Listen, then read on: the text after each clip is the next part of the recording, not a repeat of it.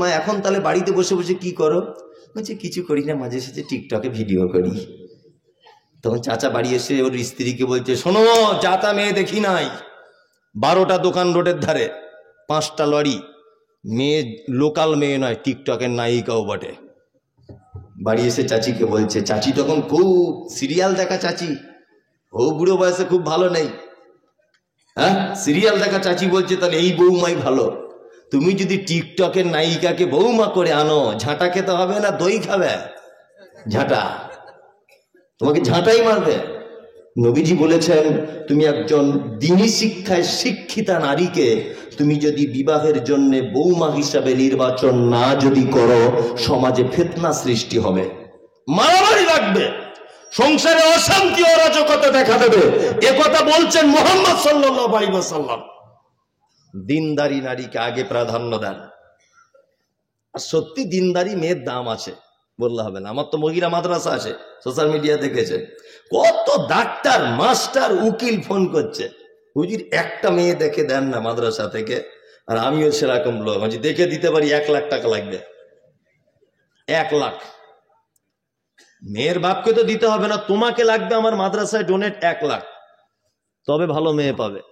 কেন অন্য জায়গায় মেয়ে ভালো পাচ্ছ না এখন? আমি বলে দিচ্ছি, মেয়ে এখন মাদ্রাসায় পড়ানো ছাড়া মেয়েকে আর ভালো রাখা যাবে না। বর্তমান যে সমাজ হয়েছে, ভালো রাখা সম্ভব বলুন? পিছনে পিছনে ঘুরবেন আপনি আপনার মেয়ের, আমি আমার মেয়েকে ভালো রাখতে পারবো না, কোনো সম্ভব নয়। বিনীত অনুরোধ, পিতামাতার সঙ্গে খারাপ ব্যবহার করিয়েন না ভাই, আখেরাত হারিয়ে যাবে। আখেরাতের দিককে লক্ষ্য রাখবেন, পিতামাতার সঙ্গে সেবা করবেন, যত্ন করবেন। শীতের দিনে কম্বল চাদর যেটা লাগবে এনে দেবেন, যেটা খেতে চায় মা, মায়ের পিছনে খরচা করবেন। পৃথিবীর উত্তম খরচা করার জায়গা হচ্ছে এটা। চলুন, তারপরে লোকমান হাকিম তার বেটাকে আরো অনেক কথা বলছেন, আমি সেগুলো বাদ দিয়ে মাঝখানে 2টো আয়াত বাদ দিয়ে তারপরে বলছি। লোকমান হাকিম তার বেটাকে বলছেন, ইয়া বুনাইয়া আকিমিস সালাতা ওয়া'মুর বিল মা'রুফ ওয়া নাহি আনিল মুনকার ওয়াসবির আলা মা আসাবাকা ইন্না যালিকা মিন আজমিল উমুর। বেটা সালাত আদায় করবে, নামাজ পড়বে। কি করবে? নামাজ পড়বে। নামাজ পড়েন তো আপনারা? পড়ছেন? 5 ওয়াক্ত পড়ছেন তো? হয়ে কারা 5 ওয়াক্ত কারা? আমি সব বলছি, সবে তো শুরু করেছি, এবার আপনি থামুন। কি দিই দেখুন ওষুধটা, হোমিওপ্যাথি ওষুধ। দাঁড়া, তার মানে নামাজি আছে অবশ্য, কিছু কম আছে, তাই না? কম। আমাদের বাজারে 4-5 কোয়ালিটির নামাজি দেখতে পাওয়া যায়। 1, জোহরে যায়, আসরে যায়, মাগরিবে টাইম পায় না, এর সাথে খুব ব্যস্ত, ফজরে ঘুম ভাঙে না, এরকম আছে না? আচ্ছা। 2, শুধু জুম্মার দিনে যায়। 3, ঈদুল ফিতর, ঈদুল আজহা। 4, 5 ওয়াক্তই যায় না জেনে পড়ে। যদি বলছেন 5 ওয়াক্ত পড়ে না জেনে, মানে বুঝলাম না। চাচা কত বছর নামাজ পড়ছো বাপ? বলছে বাপ 25 বছর হয়ে গেছে আজকে। 25 বছর? বলছে হ্যাঁ। দুয়ায় কুনুতটা বলো তো? বলছে বাপ অত বড় দুয়া মুখস্থ করতে পারিনি বাপ, একদম মুখস্থ নেই। আচ্ছা, রুকু থেকে উঠে কি বলে? বাপ ওটাও নাই। সেজদাতে গিয়ে বাপ অত কিছু জানি না, তবে 25 বছর নামাজ পড়ছি। বুদ্ধি কম, বয়স বেশি হয়েছে, চোখে কম দেখি। চোখে কম দেখে, বুদ্ধি কম। কোন দোকানদার 2 টাকা কম দিকতে দেখি, কি করে বুঝতে না পারে? হ্যাঁ, মাঠে গিয়ে পরের জমির আলি কেটে কি করে জমি বাড়াতে হয় সেই জ্ঞান আছে ওর, ও দুয়া জানে না, তাই না? এক পাক্কা চিটার ধরনের লোক, বাটপার। যদি বলছেন কেমন, এই দেখুন এই লোকটা আবার কত ডেঞ্জারাস দেখুন, এতদিন এটা আপনাকে কেউ বলে দেয়নি। 25 বছর নামাজ পড়ছে, দুয়ায় কুনুতে এরকম করছে। আচ্ছা, তুমি দুয়া জানো না, ঠোঁট লাড়াচ্ছ কেন? এটা তো একটা যুক্তি। যুক্তি কি যুক্তি না বলুন? রুকু থেকে উঠে দোয়া বলতে হয়, তো তুমি যখন দোয়া জানো না, তাহলে তুমি চুপ থাকবে, তাই না? তুমি ঠোঁটটা নাড়াচ্ছ, কি বলো? তার মানে আল্লাহর সাথে পর্যন্ত ধোঁকাবাজি করছে মসজিদের ভিতরে। ঠিক বলছি না ভুল বলছি? এরকম লোক আছে না নেই? আচ্ছা, তোমার সব জ্ঞান টনটনে আর দুয়ার বেলা পারো না। হ্যাঁ, গোলাম হোসেন, বেশি দিন এরকম ভাবে চলবে না। 2 দিন 5 দিন 30 দিন 40 দিন লাস্ট নামাজ হয়ে যাবে, তারপর থেকে আর হবে না। বিনীত অনুরোধ, ছেলেকে বলুন একটা বাজার থেকে সঠিক দুয়ার বই কিনে এনে দিতে, অন্তত বইগুলো পড়ুন, অন্তত পড়ুন বইগুলো। 2, এক অক্তে যায় আর এক অক্ত যায় না, ভালো করে বুঝবেন। আর একটা কথা মাঝখানে বলে রাখছি, এ কথায় আমার কে রাগ করলেন আর কে আমাকে দাওয়াত করলেন ওটা আমি বেশি কিছু ভাবি না।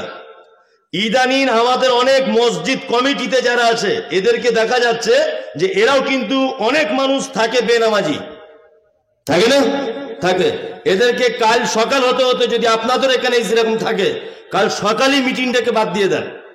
কারণ আল্লাহ কমিটি নির্বাচন করেছেন পবিত্র আল কোরআনে। আল্লাহ, দেখুন ইমাম সাহেবের গলার সুর ভালো হবে কিনা এটা আল্লাহ বলেনি, ইমাম সাহেব দেখতে কেমন হবে এটা আল্লাহ বলেনি, ইমাম সাহেবের যোগ্যতা কতটা থাকবে এটা আল্লাহ বলেনি, কিন্তু আল্লাহ বলেছে মসজিদের কমিটি যারা হবে, যারা এর কমিটি বা এর পরিচালনার দায়িত্ব থাকবে, তার প্রথম গুণ হচ্ছে সালাত আদায় করবে, 5 ওয়াক্তে নামাজ পড়তে হবে তার। আর আপনি যদি নামাজ না পড়ে থাকেন, কাল সকালেও তো আপনি রিজাম দিয়ে দেন, কিন্তু এটা আপনার কাছে অনুরোধ, সকাল হতে হতেই যে ভাই খাতাপত্র ধরো, আমি নামাজ পড়তে পারছি না, আমি আল্লাহর ঘরের অন্তত দায়িত্বে থাকবো না, আমি ক্লাবের দিকে থাকবো, আমি অন্য কাজে থাকবো, আমি ওই কবরস্থানে থাকবো, আমি ওই জলসা কমিটিতে থাকবো, আমি মসজিদে থাকবো না। আল্লাহ পর্যন্ত নিষেধ করেছে থাকা। আমি মমতাজুল ইসলাম এটা বলছি না, আল্লাহ বলেছে। সূরা তাওবাটা খুলে দেখুন, আছে না নেই? আছে? জিজ্ঞেস করুন, সূরা তাওবাটা খুলুন, আছে। বিনীত অনুরোধ, সালাত বাধ্যতামূলক ইবাদত। যারা বলছে জোহর পড়ি, আসর পড়ি, এশা পড়ি, ফজরে যাই না, ঘুম ভাঙে না, তাই এরা বেনামাজিদের তালিকায়। যদি বলছেন কেমন করে, আপনাকে বলছি, আমার বেটা মাধ্যমিক পরীক্ষা দিবে, 4টে বিষয় পরীক্ষা হবে, 3টেতে 100 নাম্বার পেয়েছে। আচ্ছা বলুন তো দেখি, একটাই যদি 0 পায়, রেজাল্ট যেদিন বার হবে পাস না ফেল? ফেল।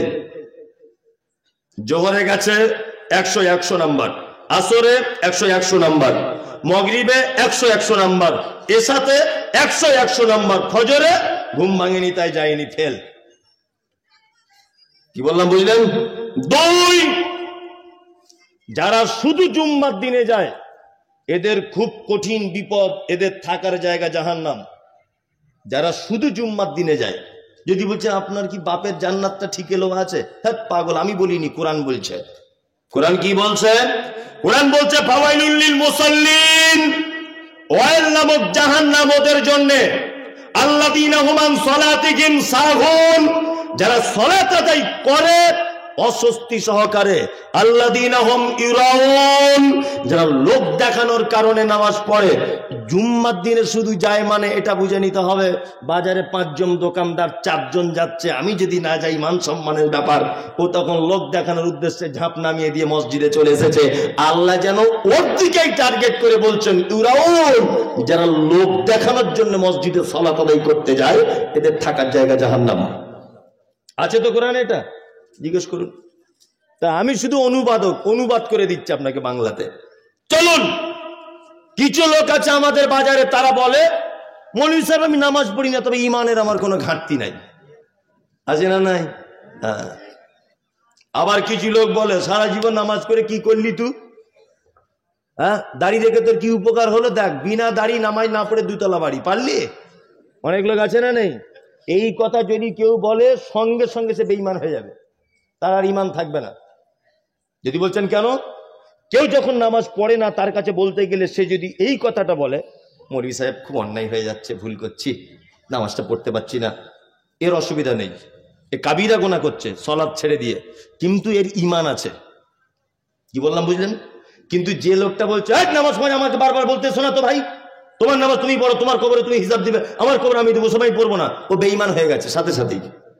কারণ আগের লোকটা নামাজ স্বীকার করেছে, নিজের দোষ স্বীকার করে একটু নত স্বীকার করেছে, কিন্তু এই দ্বিতীয় লোকটা অঙ্গীকার করছে, ইনকার করছে নামাজকে, করছে না, তার মানে ইমান আর থাকলো না।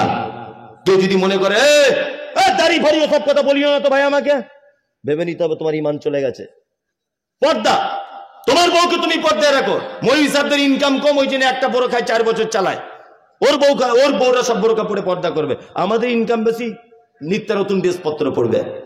যদি কেউ এই কথাটা বলে দেয় তার ইমান চলে যাবে। তোমার বউ পর্দা করতে পারছে না, এটা তুমি লজ্জিত হয়ে তুমি বলো যে আমি করতে পারছি না, মৌলভী সাহেব দোয়া করবেন যাতে আগামীতে করতে পারি, এটা আলাদা বিষয়। তুমি ইনকার করতে পারবে না। খুব সাবধান। সালাত বাধ্যতামূলক ইবাদত, এই ইবাদত ছাড়া কোনো মানুষ জান্নাত যেতে পারে না। যে লোক বলছে নামাজ পড়ি না, ঈমান ঠিক আছে, আমি মুমতাজুল ইসলাম বলছি তোমার ঈমান আছে, তবে তোমার ঈমানে পোকা লেগেছে। স্প্রে করতে হবে। সরিষা যে আলু যেমন স্প্রে করে, তোমার ওখানে স্প্রে করতে হবে, তাছাড়া তোমার ঈমান পুরোটাই নষ্ট হয়ে যেতে পারে। নামাজ পড়বে না, তার জান্নাত নাই। আল্লাহ তাআলা বলেন মা সালাকাকুম ফি সাকার। একজন সাকার নামক জাহান্নামীকে জিজ্ঞাসা করা হবে তুমি কেন সাকার নামক জাহান্নামে এসেছো? সে তখন বলবে ক্বালু লাম নাকু মিনাল মুসাল্লিন। সব ভালো কাজ ছিল ভাইরে, শুধু নামাজ পড়িনি তাই। তার মানে নামাজ না পড়লে থাকার জায়গা জাহান্নাম। পশ্চিম বাংলার একজন বিখ্যাত আলেম, নাম হলো আব্দুল হামিদ ফাইজি আল মাদানী। নাম শুনেছেন? আব্দুল হামিদ মাদানী নাম শুনেছেন? 200-র কাছাকাছি বই লিখেছেন। যদি আপনার বাড়িতে বইটা থাকে, পৃষ্ঠার নাম্বার বলছি, কাল সকালে দেখে নেবেন। বইটির নাম হচ্ছে জানাজা দর্পণ। কি বই? জানাজা দর্পণ। এই জানাজা দর্পণ নামক বইয়ে আব্দুল হামিদ মাদানী সাহেব কাদের জানাজা পড়া যাবে আর কাদের যাবে না এই ব্যাপারে লিখতে গিয়ে তিনি বলছেন, কোন লোক যদি সালাত আদায় না যদি করে, তার জানাজা যদি কেউ পড়তে পারে, তবে যেন দুয়াটা না করে। কি বললাম বুঝলেন? কোন বেনামাজি যদি মারা যায়, তার জানাজা যদি কেউ পড়তে পারে, যেন দুয়াটা না করে। কারণ আল্লাহুম্মা গফির লি হাইয়িনা ওয়া মাইয়িতিনা, আল্লাহ ক্ষমা করে দাও জীবিতদেরকে, ক্ষমা করে দাও মৃতদেরকে। অশাহিদিনা, আল্লাহ যারা উপস্থিত তাদেরকে ক্ষমা করে দাও, যারা অনুপস্থিত তাদেরকে ক্ষমা করে দাও, যারা বড় তাদেরকে ক্ষমা করো, যারা ছোট তাদেরকে ক্ষমা করো। আল্লাহ নারীদেরকে ক্ষমা করো, আল্লাহ পুরুষদেরকে তুমি ক্ষমা করো। এই যে দোয়াটা রয়েছে বন্ধুরে আমার, আল্লাহর ঘোষণা হচ্ছে এই মা সালাকাকুম ফি সাকার। একজন জাহান্নামীকে জিজ্ঞাসা করা হচ্ছে তুমি কেন জাহান্নামে আছো বলো? ও বলবে ক্বালু লাম নাকু মিনাল মুসাল্লিন, আমার সব ভালো কাজ, শুধু নামাজ পড়িনি। তার মানে অত্র আয়াত থেকে প্রমাণ হলো নামাজ না পড়লে তার থাকার জায়গা জাহান্নাম। জাহান্নাম যার ব্যাপারে আল্লাহ ডাইরেক্ট বলে দিচ্ছে। এইরকম কোন মানুষের জানা যায় যদি আপনি বলেন আল্লাহুম্মা গফির লি হাইয়িনা, আল্লাহ ক্ষমা করে দাও উপস্থিত মানুষদের, জীবিতদেরকে, ওয়া মাইয়িতিনা, আর যে মারা গেছে তাকে। জীবনে নামাজ পড়েনি তার জন্য যদি এই দোয়াটা করেন, তাহলে আল্লাহর উপরে চলে যাওয়া হয়ে যাচ্ছে না? আল্লাহ তো ঘোষণা করছে জাহান্নাম, আর আপনি বলছেন ওকে ক্ষমা করে দেন। এটা কেমন ব্যাপার হয়ে যাচ্ছে না? যাচ্ছে না। আমার কথা বলিনি, ওনার বই থেকে পড়ে এসে বলছি। তাহলে নামাজের কত গুরুত্ব বলুন তো? আছে না নেই? কোন মানুষ নামাজ ছাড়া জান্নাত যেতে পারবে? পারবে না। বিনীত অনুরোধ, কিছু করেন না করেন, অন্তত পক্ষে 5 ওয়াক্তের জামাত সহকারে নামাজটা পড়ুন। ইনশাআল্লাহ পড়ব। গাড়ি চালান তাই না? অনেক দূরে দূরে ভাড়া খাটতে যেতে হয়, এক সাইডে দাঁড় করিয়ে চট করে, আপনার তো ভালো সুবিধা, জোহরের নামাজ দেখছেন 4 রেকাত 2 রেকাত পড়ে নেন, আপনার তো খুব আরাম তাই না? আসরের 4 রেকাত, গাড়িটা একটু বাম দিকে সাইড করে দিয়ে 2 রেকাত পড়ে নেন, আপনার ছুটি। সুন্নত পড়তে হবে না, কিচ্ছু পড়তে হবে না আপনার, শুধু আসরের 2 রেকাত কসর পড়ে নেন, আপনার ছুটি। জোহরের কিছুই পড়তে হবে না, শুধু 2 রেকাত কসর করে নেন আপনি। কি বলে? অন্তত মুসলিম থেকে যাবেন। কি বললাম বুঝলেন? অন্তত পক্ষে কি থেকে যাবেন? মুসলিম টুকু থেকে যাবেন আপনি, ইসলাম থেকে খারিজ হবেন না। খুব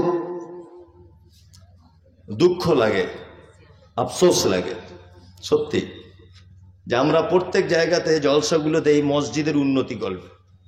কিসের উন্নতি? না আমাদের মসজিদের মার্বেল পাথরটা লাগাতে হবে, তাই আচ্ছা বলুন তো, মাটির মসজিদে নামাজ পড়লে নেকি কম আর মার্বেলে পড়লে নেকি বেশি, এরকম কোনো ব্যাপার আছে? আছে তাই? তা আপনার মার্বেলের উপরে এত কেন আপনার টেনশন? এসব কই মসজিদের সর্দার সাহেব, মসজিদের ইমাম সাহেব, মসজিদের যারা পাক্কা মুসল্লি, তারা মিলিয়ে কই এটা তো বলে না চলো প্রতিদিন আমরা টার্গেট করব 5 জন করে নামাজি বাড়াতে হবে, পাড়ায় পাড়ায় ঘুরি চলো ভাই, হাতটা ধরে বলি, তাহলে ইমাম সাহেবেরও লাভ হলো, তাই না? ইমাম সাহেবেরও লাভ হলো, সর্দার সাহেবেরও লাভ হলো। কারণ লাভ এই যে ওদের কথাতে যদিও নামাজ ধরে যায়, ও যতদিন নামাজ পড়বে এরা ততদিন নেকি পাবে। লাভ হলো না লস হলো? শুধু সিমেন্ট আদায় করতে ছুটছে সব জায়গাতে, আমাদের গ্রামেও তাই। কি বললাম, শুধু সিমেন্ট আদায়, বালি আদায়, রড দাও, পাথর দাও, মসজিদ বিশাল চিকচক ঝিকঝাক মার্বেল পাথর, জানো একেবারে নিজের ছবি নিজে দেখতে পাচ্ছে। ফজরে 3 জন, বলুন তো এই মসজিদের কোনো কোনো কদর আছে? হ্যাঁ নাই। হ্যাঁ, বিয়ে বাড়িতে গান বাজছে, ঢোল বাজছে, ও আজকে বুবুর হাসি খুশি, কালকে বুবুর বিয়ে, সব গান টান চলছে, কেউ ড্যান্স করছে, ডিজে বাজছে, সব রেডি, প্যান্ডেল মিষ্টি মেটাই সব চলে এসেছে, বর আসেনি। বর, আচ্ছা বলুন তো বিয়ের দাম আছে? বিয়ের মেন কে? বর। বর না হলে বিয়ের দাম নাই। মসজিদে রং করা, আতর লাগানো, টাইলিস, ওই আপনার রাজস্থানের শ্বেত পাথর সব দিয়ে সাজানো, নামাজই নাই সব জায়গাতে। সব জায়গাতে, আপনাদের কথা বলছি না আমি একা, সব জায়গাতে এখন এই অবস্থা। এই অবস্থা নাই প্রতিটা জায়গাতে। তার মানে মানুষ একটা সহজ রাস্তা বুঝেছে। কি রাস্তা বলুন তো? এই যে একজনে 5,000 টাকা দিয়েছে আর বক্তা বলছে ওগো আল্লাহ দয়াময়, দয়ারই সাগর, করুণা করো গো তুমি অমুকের উপর, মানে এমন দোয়া করছে মনে হচ্ছে জান্নাতে জায়গা নাই, ওকে ঠেলে ঢোকাচ্ছে, তুই ঢোক তাড়াতাড়ি।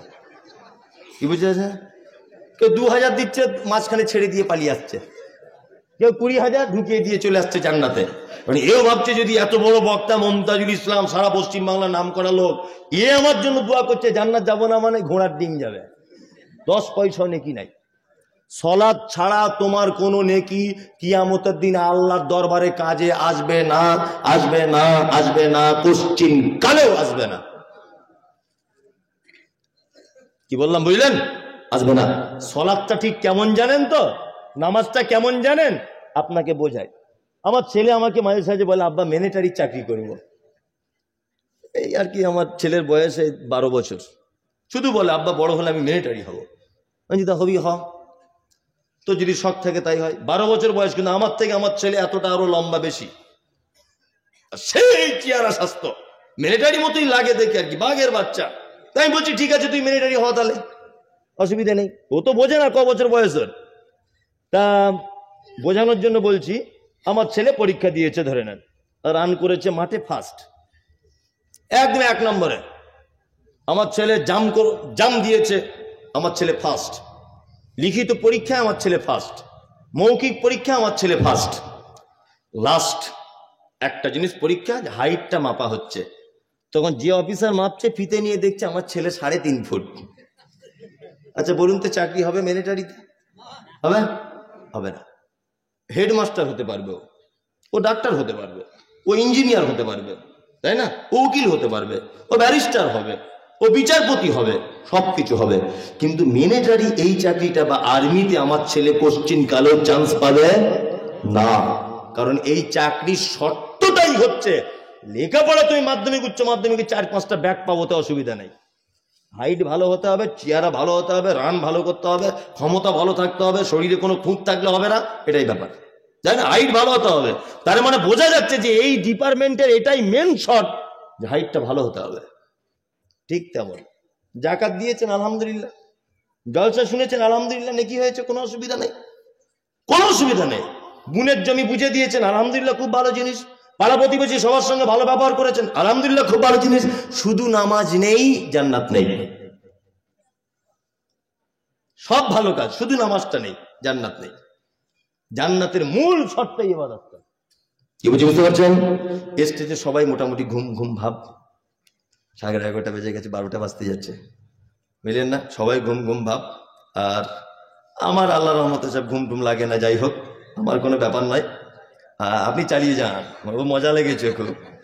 আল্লাহ তাআলা তারপরে বলছেন ইয়া বুনাইয়া আকিমিস সালাত লোকমান হাকিম তার বেটাকে বলছে, বেটা সালাতটা আদায় করো, অসবির আলা মা আসাবাক, আর বিপদ আপদ হলে ধৈর্য ধারণ করো। কি বললাম বুঝলেন? আল্লাহ তাআলা তারপরে বলছেন ওয়া'মুরু বিল মা'রুফ, ভালো কাজের আদেশ দাও, মন্দ কাজে নিষেধ করো। দুটো, একটা মন্দ কাজ আর ভালো কাজ বলে দেবো নাকি? বলে দিই, বলে দিই। প্রথম মেয়েরা শুনছে নাকি কোথা থেকে? ওদের ব্যাপারে একটা হাদিস বলে দিই, আর আপনাদের ব্যাপারে একটা হাদিস বলে দিই। প্রথমে তুই ভাই ধৈর্য। আল্লাহ নবী বলছেন আল মারাতু ইজা সাল্লাতু খামসাহা, একজন নারী যদি চারটে কাজ যদি করে জান্নাত চলে যাবে। এক নম্বরে হচ্ছে সে যদি 5 ওয়াক্তের সালাত আদায় করে, অসামাত শাহরাহা, আর 1 মাস যদি সে সিয়াম পালন করে। কতদিন সিয়াম রাখবে, কতদিন রোজা রাখবে? 1 মাসের ভিতরে কেউ রাখবে 27 দিন, কেউ রাখবে 25 দিন, আবার কেউ রাখবে 23 দিন। বাকি দিনগুলো যদি নামাজ হয় ওই ছুটি দিয়ে দেওয়া হয়েছে, রোজা যদি হয় অন্য মাসে করে দিতে হবে। আর তৃতীয় নম্বরে ওয়া আতাআত বালাগা, বিশ্ব নবী বলছেন ও নারীরা তোমরা তোমার স্বামীর সেবা করবে, তাহলে তুমি জান্নাত চলে যাবে। কটা ভালো মন্দ কাজ বলে দিচ্ছে হাদিস দিয়ে, শুধু হাদিসগুলোর বাংলা বলে দিই। 1, মায়েদেরকে বলছি 4টে কাজ করুন জান্নাত চলে যাবেন। কটা কাজ? 4টে। 1, 5 ওয়াক্ত নামাজ পড়বেন। 2, ওসামাত সাহারা, 1 মাস রোজা রাখবেন। আতাত বালাগা, স্বামীর সেবা করবেন। করে তো? আপনাদের করছে? পানিটা দেখি বাবু, একটু পানি।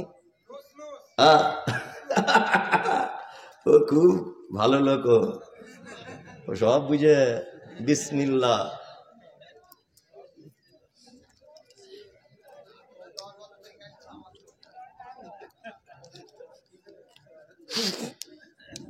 আলহামদুলিল্লাহ। স্বামীর সেবা করবে। ওসব আমাদের ভালোবাসা প্রেম প্রীতির কথা বাদ দেন। বিশ্ব বরেণ্য নবী মুহাম্মদুর রাসূলুল্লাহ সাল্লাল্লাহু আলাইহি ওয়াসাল্লামের বিবিদের কাছে একবার যাওয়া যাক, যে তাদের বিবিদের সঙ্গে নবীদের কেমন ভালোবাসা ছিল। আম্মা জান আয়েশা বলছেন, যে গেলাসে আমি পানি পান করিতাম, পান করা হয়ে গেলে নবীকে দিতাম। দেখিতাম আমি অগণিজ নয়নেতে, ওখানে মুখ লাগাইয়া নবী পান করিতেন। গোস্ত খেয়ে হাড্ডি গুলো ফেলিয়া দিতাম, চুষে চুষে খেত নবী চোখেতে দেখিতাম।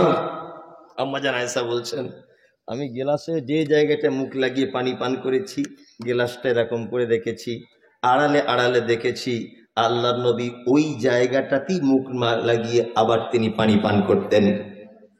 আমাদের বাড়িতে যদি কখনো গোস্তের হাদিয়া আসতো, তাহলে আমি অল্প বয়সের নারী, গোস্ত ভালো চিবাতে পারতাম না, হাড্ডিটা গোস্ত সহ ফেলে দিতাম দস্তরখানে। আল্লাহর নবীকে দেখেছি ওই হাড্ডিটা আবার তুলে নিয়ে চিবিয়ে চিবিয়ে রস বার করে করে খেতেন। এই ভালোবাসা আছে? নাই। আপনার বউ আপনার আঁটু খায়, আর হারামখোর সারাদিন যে বিড়ি টানে, ওর মুখের যা গন্ধ, ঠিক বলছি কিনা? ওর মুখে যা গন্ধ, ওর বউ থাকে কি করে সেটাই ভাবি। আশ্চর্য ব্যাপার। বাসে ট্রেনে তো উঠি না, নিজের গাড়িতে করে যাতায়াত করি, তো যখন বাসে ট্রেনে উঠতাম এই বিড়ি সিগারেট এসব যারা খেয়ে ওঠে, এত গন্ধ, পাশে থাকে কে? আঁটু খাওয়া তো দূরের কথা, তাই না? আর আম্মা জান আয়েশা কি বলছেন, যে গেলাসে আমি পানি পান করিতাম, পান করা হয়ে গেলে নবীকে দিতাম। দেখিতাম আমি অগণিজ নয়নেতে, ওখানে মুখ লাগাইয়া নবী পান করিতেন। গোস্ত খেয়ে হাড্ডি গুলো ফেলিয়া দিতাম, চুষে চুষে খেত নবী চোখেতে দেখিতাম। বিশ্ব নবী বলছেন ওয়া আতাআত বালাগা, ও নারীরা তোমরা স্বামীর সেবা করবে। ওয়া আসালাত ফারজাহা, 4 নম্বরে শুনে নাও, তুমি তোমার লজ্জাস্থানের হেফাজত করবে। ফাতাদখুল মিন আই আবওয়াবিল জান্নাতি 7, তাহলে জান্নাতের 8টা দরজার ভিতরে যে কোনো দরজা দিয়ে তুমি চলে যাবে, পৃথিবীর কেউ তোমাকে আটকাতে যাবে না, কেউ আটকাবে না। লজ্জাস্থানে হেফাজত, পর্দা করতে হবে। এই মেয়েরা করে নদিয়ায়, হ্যাঁ, মনে হচ্ছে যেন জজ কোর্ট, সুপ্রিম কোর্ট, কোর্ট বসে না, আমাদের ওদিকে বসে। 4 জন এই জায়গায় বসে আছে রাস্তার উপরে, মেয়ে ছেলে গল্প করছে। সব জায়গা আছে না, সব দরজা দরজায় দেখছেন। তাহলে আমি মনের কথা বুঝতে পারছি কোন জায়গায় কি ওষুধ লাগবে। সব ঘটনা ঘটছে কি করছে না, আর ওদের কাজই হচ্ছে কি ব্যাপার, ও কথা বলছে কার সাথে, ওর বউকে গিয়ে বলছে, ভাবি, ও খাদিজা ভাবি, একটা কথা বলবো। ভাই মনে হয় কারুর পাল্লায় পড়েছে। এই যে বলে দিয়ে চলে গেল, সংসারের 12:30 বাজিয়ে দিয়ে গেল। কি বলছি বুঝতে পারছেন না? এদের কাজই হচ্ছে পিয়নগিরি করা, নারী জাসুসি করা। এইখানে 4 জন, ওইখানে 4 জন, ওইখানে 5 জন, বসে বসে এর বইয়ের কথা, ওই মৌলবী ইমামের কথা, ওই অমুকের মা কি করে, ওই অমুকের বেটা কি করে, সারাদিন এই কথা, সারাদিন এই কথা না, এই কথা। মনে হচ্ছে পাড়ার রিপোর্টার। সব পাড়াতে, গ্রামে গ্রামে, প্রত্যেক পাড়ায় এইরকম একটা একটা নায়িকা থাকে, যে সবাইকে আবার পরিচালনা করে। সবার আগে কথা তার কাছে প্রথমে আসে। কি বললাম বুঝলেন না? এরকম আছে না নেই? আচ্ছা, হযরত মুহাম্মদ বোকা লোক ছিলেন না খুব জ্ঞানী লোক ছিলেন? জ্ঞানী লোক ছিলেন। নবীজি কি বলছেন? আল্লাহ নবী বলছেন, যে রাতে মিরাজ হলো বিশ্ব নবীজির, নবী বলে জাহান্নামে নারীদের ভিড়। একজন মহিলা বলে, বিশ্ব নবীজিরে, কোন কারণে বেশি ভাগ যাব জাহান্নামে? প্রথম কারণ হলো অধিক নারীগণ, অল্প ধলেতে তাদের ভরে না মন। দ্বিতীয় কারণ হলো অধিক নারীগণে আর ঝগড়াঝাটি বেশি করে নিজে স্বামীর সনে। তৃতীয় কারণ হলো শোনো সমাচার, না শুকরিয়া করে ও নিয়ামত আমার। গীবত যে বেশি করে এক অপরের তরে, এহেন কারণে নারী যাবে জাহান্নামে।